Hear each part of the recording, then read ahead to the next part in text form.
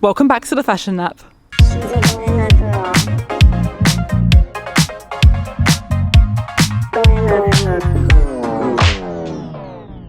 Today I'm reporting from sunny Brixton. We are en route to my favourite stomping ground, Brix HQ, where I will welcome today's guest who has travelled in all the way from West London. Hannah Almassi is editor-in-chief of a little site you might know called Who What Wear UK. The site originated in LA in 2006 and Hannah was tasked with single-handedly launching the UK edition in 2015. So it's no surprise that she's a specialist in all things digital media and e-commerce. Hannah spent 7 years at Grazia before landing at Who What Wear, where she has been growing and nurturing the brand for the last decade. Hannah has interviewed the likes of Marc Jacobs, Jonathan Anderson, Anna Della Russo, and today she gets to be interviewed by me. So let's step into the studio.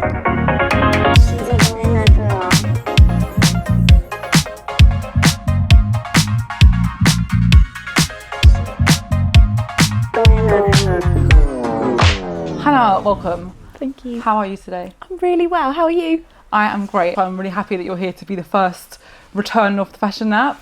Oh, I'm so honoured. Thank you so much for having me. So let's jump right to the beginning. What's your earliest fashion memory?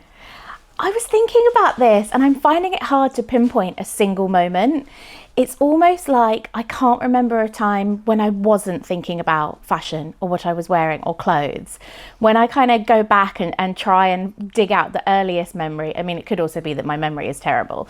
But I think of things that I wore when I was a kid, things that my mum handed down to me. She used to have this incredible kind of dressing up box for me of not the kind of costumes you would find now for kids, but her things from the 70s, even some like amazing dresses from the 80s. And I would spend a lot of time as a child wearing those, not even for any reason. It was just enjoyable for me. I remember making things a lot. My mum and my grandma were both really, really good at sewing. So I learned how to sew from quite an early age as well. So when I was a teenager, I would upcycle stuff and adjust things, and I always wanted to have something different. I can just remember being probably really annoyingly fussy about what I would and wouldn't wear. I can see that in my son now, but I think it's for a different reason. I was always very kind of single-minded about what I felt was right for me. And so I would often collaborate with my mum to like create these special outfits. One in particular really stands in the front of my mind. It was like a purple checked tartan, frilled, very 90s kid kind of event dress, which had a matching scrunchie because everything back then needed to have a matching scrunchie. And now when I look back on that, I think it's really similar to a Ganni dress that I currently own. And so it's funny how certain things that you're attracted to as a kid with fashion follow through. But yeah, I mean, I have so many memories, certain t-shirts that I felt were really special, things that I bought from H&M that I still have never wanted to get rid of because I was a kid and it meant something to me. I wish my mum had kept a lot more of her Bieber and bust-up things. I'm very upset with her that she didn't. But yeah, there's no specific one memory, just like this constant presence of being aware of what I was wearing. Mm-hmm. Do you have a dressing up box for your son now? I do, but he's really not into dressing up.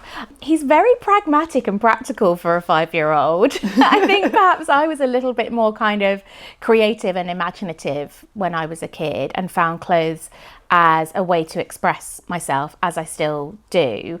Whereas I think for him, clothes are really functional, kind of an irritation. I think if he could just be naked all the time, he would probably do that instead. I feel like a lot of other career paths, people find their way to it, but fashion's something that's like just there. Yeah. It's really interesting. It's definitely, there's shoots of it in kind of different parts of my family. Not that anybody has ever worked in fashion. None of them have. There's absolutely no connection in that sense. But just this interest in looking smart, being dressed up, making your own clothes, having your own style. I would say my mum has always had like a really unique sense of style that she continues to have today. And that's on my mum's side of the family, my mum, my grandma, very, very stylish women. And then on my dad's side of the family, his mother, was Iranian and had, slightly more kind of flamboyant taste and loved designer things. And she didn't speak English, but the one thing we could connect on was fashion and shopping. Oh, I love that you connected through the clothes, even if there was like a language barrier. Do you speak No, Farsi? I don't speak well, I mean the smallest Yeah. amount, but we could talk about, shoes, Louis Vuitton bags, whatever it might That's be. the same in every language. Yeah, right. And she would always, wherever she would travel in the world, I know that she would always buy things and kind of collect things. And I try to do that today as well. So when I have special trips to different parts of the world, I do try and like either find something that's quite local or artisanal, or it's just something that really feels like a moment when I'm in that place and I buy it and it reminds me of that forever. It reminds me of that old T-shirt that's like, I don't speak Italian, but I speak Moschino. You need to make like a Farsi version for you and your grandma. Yeah, it's like, it is. It's a universal language, isn't it? If you're into clothes, you're into clothes. 100%. Whatever your style is, whatever your budget is, you can kind of just appreciate that in someone else. You can instantly spot someone who's like, yeah, they're into what they wear. I struggle to do casual. It's almost like this thing built in me where I kind of can't wear casual things very easily. I'm always much happier being dressed up. Definitely. I think the pandemic ruined that a little bit. I got a bit too used to comfortable because I'm with you. I prefer to be dressed up. Yeah, definitely. I do. I struggle with it and adjusting to being a mum and needing slightly different clothes for, being in a ninja arena park. I can't really do it in like Sonia Rykiel dress. God knows we've tried. I've tried. I do wear some quite interesting things to kids' parties. It's just not exciting. It's practical.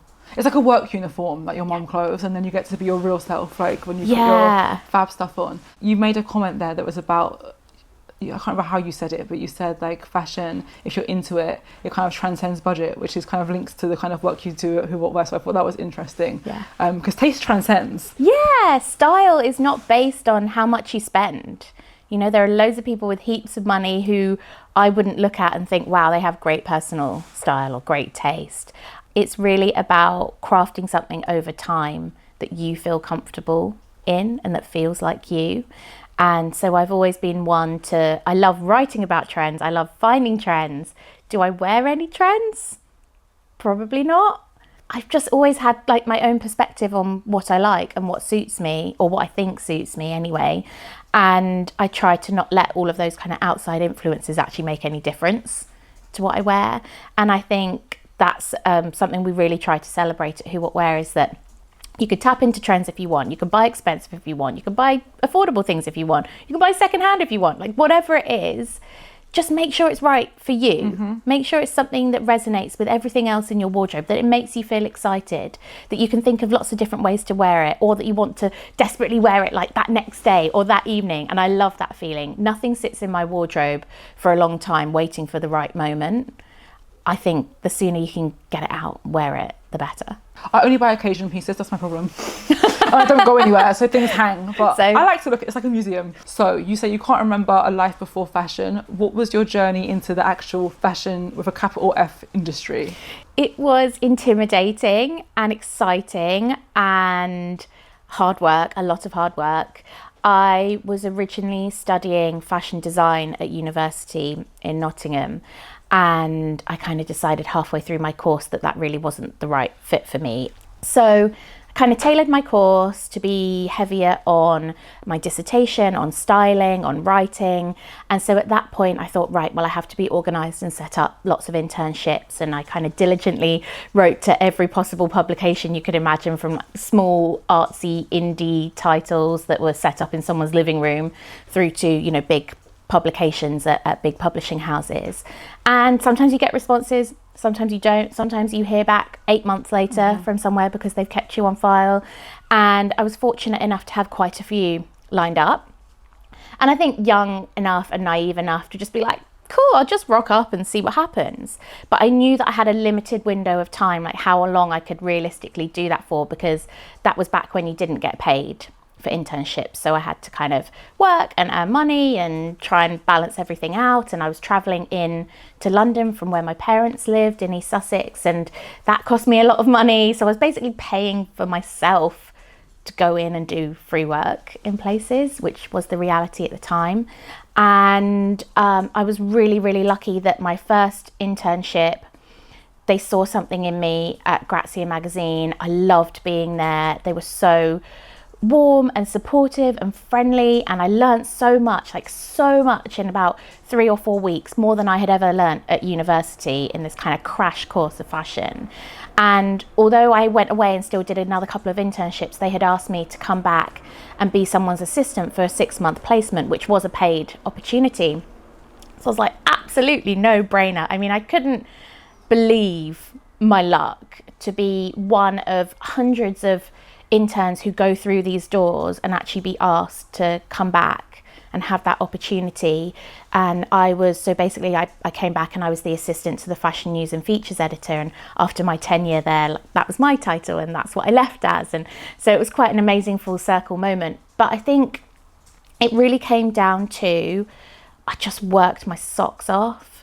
I really felt that the only way I could succeed was to make myself as indispensable as possible. I had to be really, really good. I had to be a yes person, get jobs done, absorb all the information, make sure I get it right the first time. If I don't get it right, admit that I'm wrong and learn. It felt like a lot of pressure for me because I wasn't connected.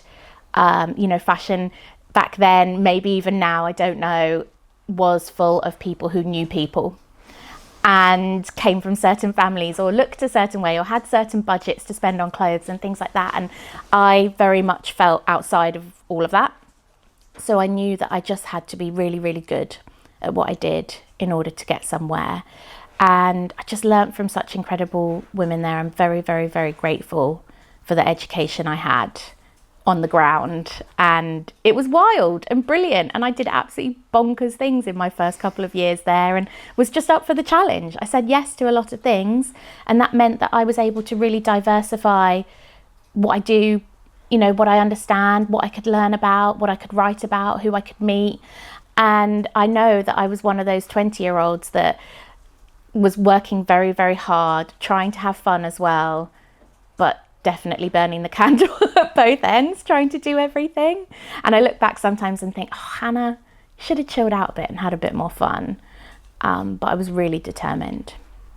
Yeah, I look back and think, oh, you should have had less fun. But that's why you're the editor of your What Were UK. But I think that's really cool. Your story is actually very organic. I guess it seems like you were in the right place and doing the things that you should be doing.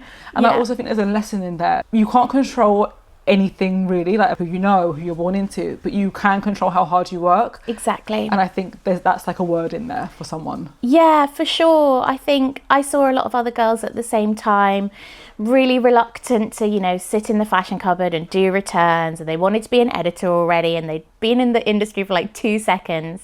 And although I was really ambitious, and I can remember my first boss saying to me, Hannah, relax, it's going to take you 15 years to be happy with your career. I was like, 15 years? Do you think that was true? It is, yeah, it's true. Not even 14? Or 10? It's hard to say because I don't think I'm ever someone who thinks, oh, well, I'm done now. I've done everything I can do. I've learned everything I can learn. I can always get better at what I'm doing. And I can always take on more and absorb more and do something differently. But I do think it takes quite a while to feel like you have all that experience behind you that you could confidently help guide other people or hire other people or build out a team or do something in a way that isn't just a test and learn, but you feel quite confident about it. I'm not saying everybody has to roll over and be a yes person the whole time and do really shitty things that are asked of them, because there are some places where you are asked to do things that are unreasonable. But insofar as, you are doing the smaller tasks to enable the people above you to do the bigger tasks. And if you can make their lives easier, they're going to want to keep you around. But saying that, I have really held on to a mantra with the Who What Wear team and our culture here, that no one is too big for the small tasks. I still do loads of tiny, menial things that would probably elsewhere be handed to an assistant or an intern. But in return, it means that the people who are junior also get a chance to do the big stuff. So if there's someone young on my team who has a fantastic idea, who wants to own something, there's a reason to do it, absolutely, they can own it. They have guidance and mentorship through that process, but I love to be able to give people a chance to do something that's bigger than what their role is. You launched Who What Wear UK and you were team member 0, the first person. That must have been really daunting. How did you feel when you got that call? It was really, really daunting. I almost still can't believe that that actually happened and that we've come this far. It's our 10-year anniversary this year. And now, you know, there are 20 people on my team and I get on video calls and I just can't believe it that there are so many faces on a screen. But when I first was interviewing for this job, I was so excited about it because I had always really admired Who What Wear. They were the website that I looked at all the time. I'm not going to deny that I probably stole ideas from them to pitch at Grazia magazine at the time, or at least move them on. But I was so honoured to be contacted. I'm sure they were speaking to loads of people, but, you know, it was quite a long interview process. We're talking, you know, 6 months. Lots of different conversations, edit tests. I even went to Paris to meet my counterpart. It was a really full-on process, and I definitely felt during that last call, I was like, if they don't offer me this job, I'm going to be furious. And it was just such a fantastic opportunity. At the time, it was that pivotal moment where some publications were starting to move into digital and take digital more seriously. It was still kind of a bit frowned upon generally in the industry, but I was very much of the mindset of like, this is where things are going. This is where I need to go. I'm ready for a change. I didn't quite know what level of challenge I was up for, and this seemed like a very big task. And no wonder it took so long to kind of be certain about finding the right person, because it was basically like, you know, handing over their baby to someone else in another country. It was a huge responsibility, and I'm sure they had to feel really certain about the person who was going to look after things. So it was a really daunting task. It was a really exciting task. I had this incredible week in LA at the start of my career with Who What Wear, where I had this kind of masterclass, like super training, should have been a montage situation where I met with all these brilliant people in the business. I learned everything from start to finish. So I had the toolkit basically to go away and start things up here. But right at the start, it was mad. I was looking after everything, you know, producing all the content, the newsletters, starting up all the social channels, doing all the affiliate stuff. It was bonkers, but it allowed me to have a really, really solid understanding of absolutely everything in the business. So it means now, even though I'm quite removed from the day-to-day of something in particular, I still understand it. I still know how it works. I still get the pain points. I can still really support the whole team with improving process or improving performance or thinking about things creatively in a different way. So I really appreciate that I have that grounding.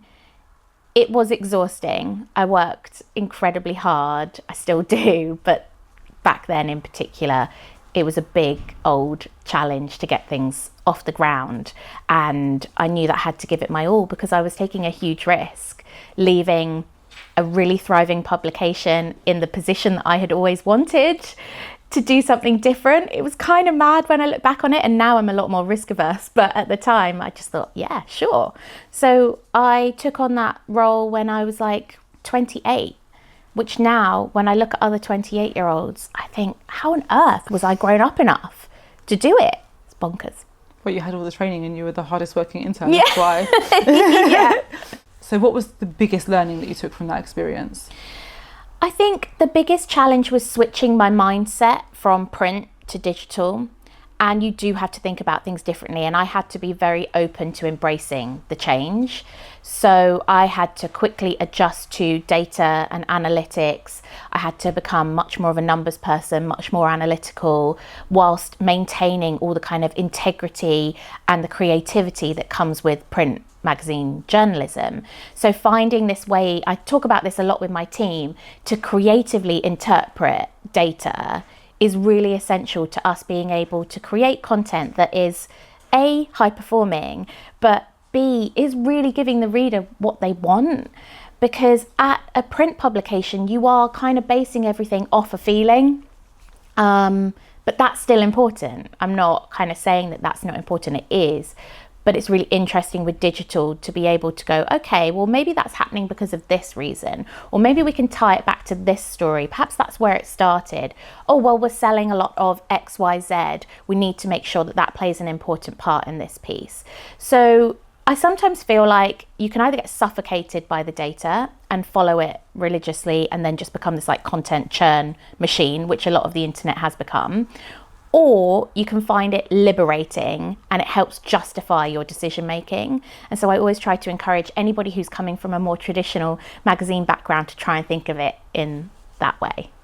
It must be so useful that you do have the affiliate side of things, because you can directly see what's successful rather than gauging it. How was you gauged it before at Grazia? Like, what was... You would hear back from brands. You would yeah. hear back from brands or PRs, or you would get readers writing in, which I loved. Whereas now, yes, it's very direct, it's very immediate. You can really understand what's resonating with people. And then you still have to use your intuition to try and work out why.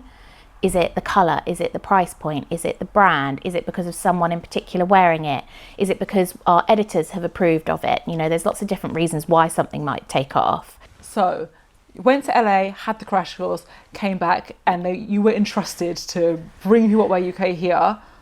What did you see as the biggest difference between the American market and the UK market? Because I'm going to assume they're very different markets. They are, and that was one of my biggest fears at the beginning was, well, what if we don't need a UK version? What if we're not different enough markets? Because I loved the content so much from the US that I thought, maybe it can be kind of global and doesn't need to have its own localized version.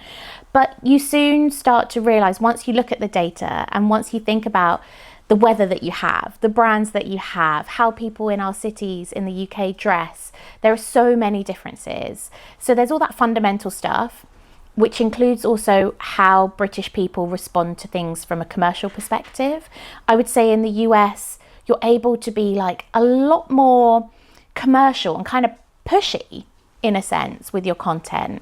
In the UK, you have to be more kind of soft and gentle with people. It needs to be more kind of suggestive rather than wear this, do that. So there's definitely a difference in language and approach, as well as all of those things like climate and favourite brands, favourite stores, things like that. Also celebrities, you know, the kind of people that we look to here will probably not be the same as in New York or LA or the Midwest. We work really collaboratively, and that's the fantastic thing about it. You know, sister brands, different perspectives, but very much like the DNA is shared. And I love to know what's going on in the US market and with the US editors and vice versa, and we collaborate a lot. Obviously, you say it's really collaborative now, but were there moments like at the start where you had to really convince the US team, like, this will work? Because it is so different. Yeah, I was very fortunate that I was trusted to get on with it, or people just didn't have time to kind of challenge those small decisions.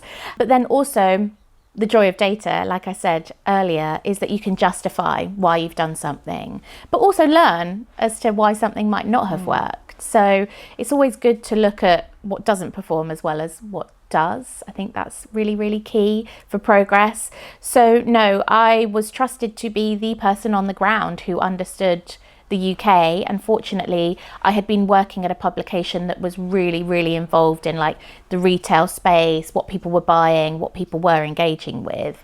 So I already had a very good grounding. It was interesting though, on my first day in the job, we had our co-founder, Catherine Power, who is a phenomenal businesswoman who is now an entrepreneur and has various brilliant businesses. I can remember going for dinner with her and she asked me, well, what are the 3 biggest trends in the UK right now? And I thought, oh, I'm really going to let her down with this answer, because at the time, trend was kind of not really popular. Everybody was a bit like, I don't want to do trends. Trends are not cool. I'm kind of doing my own thing. And so I had to say to her, well, trends aren't really happening right now in the UK. What year was this? This was 2015. Okay. And it was really where people, you know, bloggers were kind of starting to come to the fore, and it was a lot more about personal style. And we had been through this phase of like, buy this thing because it's going to sell out and everybody has to have the same thing. And come out on the other side of that going, oh God, I don't want to have the same thing as everybody else. So I think I really let her down with my answer, and she probably thought, geez, who have we hired for this job? If there was one accessory that you think would unite the Who What Wear US and the Who What Wear UK readers, what do you think it would be? The girls love a flat shoe. They love a comfy shoe. Trainer content, flat shoe content. I mean, the past year has been wild for ballet pumps, Mary Janes. We're now seeing, I can't believe we're calling them sneakerinas. It's a thing. It's happening. But yeah, there's like a universal appreciation of a comfortable shoe that makes your outfits look cool. And I think at the start of the season, where we're kind of at right now, at the beginning of spring, footwear definitely feels like the easiest route in. It might be too soon to wear that cute little skirt or get rid of your coat, but you can absolutely invest in a new pair of shoes that change the game. I didn't think you were going to say that, but you're right. I was thinking it was going to be, I'm going to learn about a new it bag, but it's the shoes. And you're right, when I think about it, flat shoes have been I know, and we both sit here both in heels. Knee-high heeled boots, we're bucking the trend. At the start of the season, you always see an interest in shoes and an interest in colours, because again, colour is like quite a simple way to feel like your entire wardrobe is kind of new just with one thing. And I think you're right when you're saying about maybe it's not soon enough yet to wear like the summer thing, especially in this country. We have so many false starts. So yeah, a flat shoe is like, okay, I feel something different. Yeah, exactly. Maybe a bare ankle. A coat and a scarf and a hat. Yeah. One thing that made me really excited to talk to you was that you're also a mum. And we were talking a bit before about how there's just not many of us in the fashion industry. What's one piece of advice you would give to any new mums, older mums, whatever mums trying to stay afloat in fashion? Yeah, I would say my one piece of advice is to be really kind to yourself after maternity leave. I found it very, very difficult to get back into work. My brain didn't function in the same way. I felt really distracted. I was very emotional. I probably put far too much pressure on myself to kind of assimilate back in really quickly. I probably should have eased my way back into work rather than from, one day being on mat leave and then the next day doing 5 days a week was probably a bit bonkers. And I was really unlucky that on my first day back, and it was during the pandemic as well, so it was already difficult, my son ended up in A&E. And I was like, this is not a good way to start. So I think, being kind to yourself is really important. I have felt over the years that I've missed out on a lot with my son, but that is the price I suppose I am paying for kind of providing for my family and looking after my son in a different way. So I'm very fortunate that my husband is freelance, so he has a bit more flexibility. I've got my parents nearby. I think it must be really, really challenging for people who have no help whatsoever or live really far away from family. We're not very tight-knit communities anymore where we live. We're all kind of doing this on our own so much of the time. So I think being kind to yourself, being patient, you will find your way back in if you're struggling with it. But it can just take a minute to reconfigure. You go from one day like being up all night and your focus is batch cooking and breastfeeding and whatever else it might be, and then the next day you're in some big meeting talking about revenue figures. It is wild. And so I do still find even now sometimes that moment where I have to kind of take my work hat off and put my mum hat on. It happens very quickly. And it can be hard to just drop all of the things out of your head to be mum in that instant where you need to be. I hate that feeling. It's tough. When you have to watch cartoon, I just need to do get these emails out before I forget everything. I'm like, oh God, I hate this. Yeah. But it has to be done. Yeah. It has to be done. It's undeniably challenging, but I really appreciate that I am able to work and have a great job and still have plenty of time and focus for my son as well. Has he figured out what you do yet? It's hilarious. I love what they think to do. He told at nursery, this was a couple of years ago when they asked him, what does your mum do? He said, she does phone calls. And I thought, it's pretty accurate. I do a lot of phone calls and video calls. He gets very frustrated about that because obviously, he can't crash into my room and be on camera all the time. And he now kind of understands a little bit about fashion and fashion shows and fashion week. And when I said to him the other day that I was on a photo shoot, he said, well, are you the poser? But I hope that he can see, there is a benefit to having a hardworking mum. And that he's been able to spend some really quality time with his father, which is something that a lot of boys don't get. So, you know, I kind of have to see the positives. Yeah, I ask you because I think it is really important for them to see us work. When we are away, I think it's important for him to understand. Yeah, that you're not just having a jolly. But I also think it's really cool that we can show them that we do something different. Yeah. My son thinks his dad does ABCs. He's always typing. He's like, oh, daddy working doing ABCs. And he thinks I go to shows. Yeah. That's it. They have funny interpretations of things. He gets my handbag. He's like, I'm going to a show. I'm like, is that what I do for work? But I think it's very cute, them seeing their little brains kind of unfold. Yeah. Now he's frustrated by you doing all those phone calls, but you're kind of showing him hard work. So yeah. I hope it sets a good example for him. And I hope you know, can switch off from the work stuff when I'm with him enough so that he feels like he's got my attention. That can be, you know, really, really challenging during those times where it's fashion month and I'm away for 2 weeks or 3 weeks or whatever it might be. And he doesn't really like to do FaceTime calls with me and things like that. So it is almost like we both have to kind of switch off from each other a bit, which is tough. Whether you're a stay-at-home mum, whether you're working, whether you're doing part-time, it's all a juggle. None of it is easy. And we're all just kind of trying to keep our heads above water and stay true to ourselves and like not lose yourself in it all. Yeah, I think it's so cool that you said that because there's actually no easy way. No, there's not an easy option. There's just different versions of hard. Yeah. And that's what I know, because all my friends, there's not many of us that have kids. I was the first one, there's a couple of others, but our situations are all so different. Like some are single moms, some have like full help, like nannies, everything. Some move back to their parents. My family are all really far away, so it's just me and my partner. Yeah. But we all seem to struggle the same amount. Yeah. Just in completely different areas. I think it's like, just relative, isn't it? There's no better way. Yeah. Like I had a really challenging kid who's like very full on and very determined and really hard work, like much more difficult to handle than a lot of my friends' kids. But my experience, although it's different, they might feel the same way, even if they have what seems like an easier child, because their threshold of being able to cope with that might be different, or their energy levels might be different, or anything. So I've always kind of really tried to not see my other friends as having an easier time than me, for example, because it really is, it's so relative to you as a person and it's so specific and personal. It's so true. I had a really memorable conversation with a friend, and she was a single parent. She has some family around, but it's just her and her son.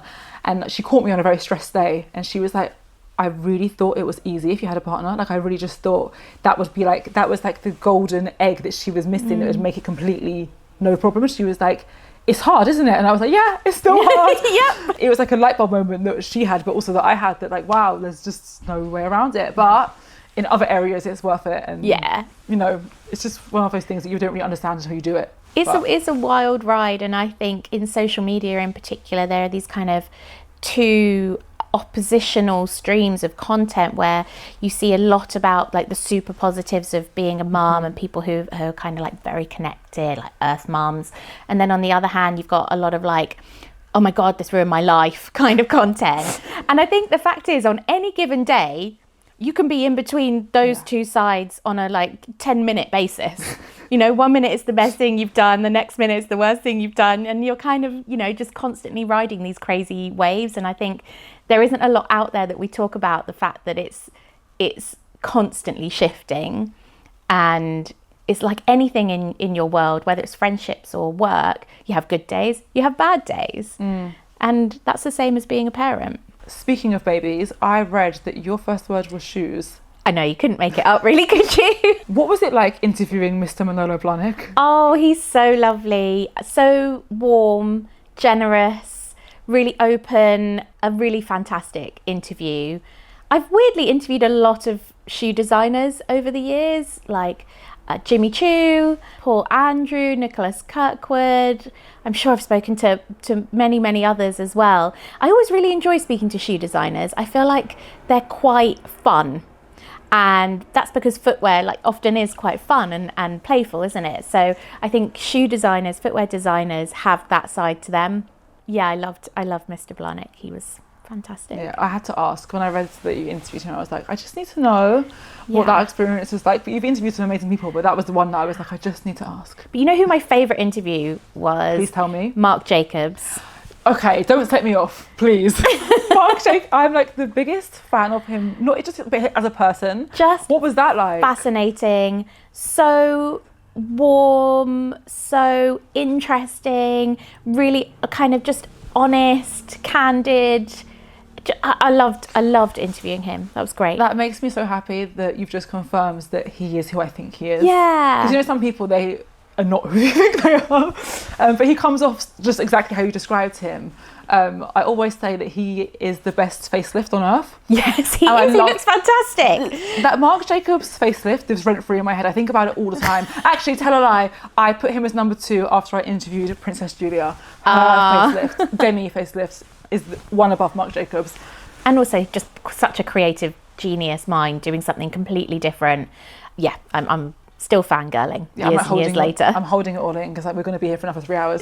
my Marc Jacobs questions will just run over. What is the biggest pinch me moment you've had in your career? I feel like I've had quite a few where I've been transported to incredible places, doing incredible things, and not being able to quite believe that it's for me and that I'm there. So I think some of the biggest ones for me have been trips to places like Seoul with Chanel, where it was a Karl Lagerfeld show, and then we partied with this DJ called Cherone, who's like this incredible old school DJ whose music I now listen to loads, disco DJ, or going to New York with Dior when Raf Simons was creative director, and then Rihanna was just like right next to me. And so moments like that have been mad and otherworldly. I appreciate all the stuff, the big stuff, the small stuff. It kind of doesn't pass me by at all. But those trips in particular will be forever etched in my brain. I hope you got a lot of pictures from those times. You know what? It just wasn't that era. Yeah. You know, like I've probably got some pictures stored away on an old iPhone somewhere, but you just weren't snapping away in the same way to kind of capture that you experienced a moment. I take a film camera everywhere. Yeah, that's a really good idea. You never want to forget your life. Yeah. Sounds so amazing. What are the most and least rewarding parts of your work in the fashion industry so far? So the most rewarding parts, I would say there are two. One is that I have been able to build a culture and a team that is really collaborative, really democratic, a place where people can thrive and be their best selves and get better at what they do. And if that means that they become fantastic and they move on, then so be it. I have always wanted to lift people up and provide them with an opportunity rather than this old school hierarchy of don't get out of your box kind of mentality. So I'm really thankful that I've had the chance to do that. And then the second one is that we get to create really thoughtful, considered content that also helps to democratize fashion and beauty for people outside of our team. So I think Who What Wear is a really welcoming, warm place. What we do is always very, very kind of, really thought through. We try to put the reader first wherever is possible. It's important to me that what we do feels authentic and it's real and it's not pushy. And so I am very appreciative of the fact that I've had the space to be able to do that. And it's just, I guess, both of those things are kind of breaking away from the traditions of the industry, which I'm sure has happened in lots of other places now too. But definitely when I started my career, things were still quite formal and hierarchy definitely existed in that way. So I guess the reverse of that is what I least appreciate in the industry, is that there is that residual kind of snobbery that exists in many corners. There are moments of the year, particularly things like Fashion Week, where you feel like everything goes back a few decades, and it is still challenging sometimes to break through because of those kind of models and systems that have been in place for a really long time. Good answer. Thanks. No notes. Thank you so much for speaking with me. I've learned so much about Who What Wear and your life. Do you have any parting words? Yes. Well, firstly, thank you so much for having me. I've loved meeting you. And secondly, I just want to thank my team because we're having a really busy time at the moment. There's lots going on, a lot of launches, new initiatives, new franchises. We've had loads of new people joining the team. It's been a wild 2025 so far, but I'm just so grateful for their talent, their hard work, and just their kindness to each other. That's the thing I love the most, seeing them all support each other just like fills my heart with joy. Sounds like you have such a nice company culture. I've really tried. You know, there's always more we could be doing, things that I will get wrong, but I really, really do value having a place where people want to come to work and love to work and feel like they have an opportunity. That was a very positive note to end on. Nice. I like that you used your parting words to highlight your team. People can learn from this woman. And have a great day. Thank you, See Chani. you. Bye. Thanks. Cool, we did it. We did it!